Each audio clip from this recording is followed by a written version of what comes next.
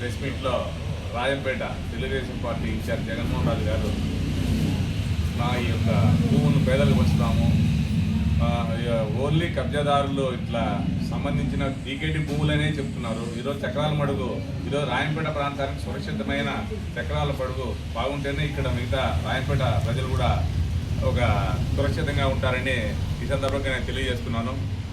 అలాగే చక్రాల మడుగు పూర్తిగా మేము ఆక్యుపై చేసిన జబర్దస్త్ పట్టా ఉంటుంది. ఒక 20 సెంట్లు ఉంటే 50 సెంట్లుగా వాళ్ళు ఆక్రమించడం, దాన్నే మేము ఎంక్వైరీ చేయమని మా పార్టీ తరఫున మేము ఈరోజు తెలియజేస్తున్నాము.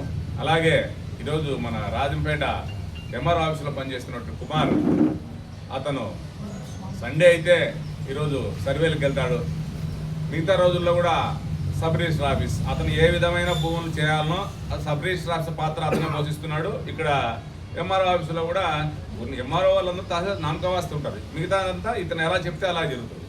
అంటే అతను సబ్ రిజిస్టర్ పోస్టు చేస్తున్నాడు, ప్లస్ ఎంఆర్ఓ ఆఫీసులో ఉంటుంది.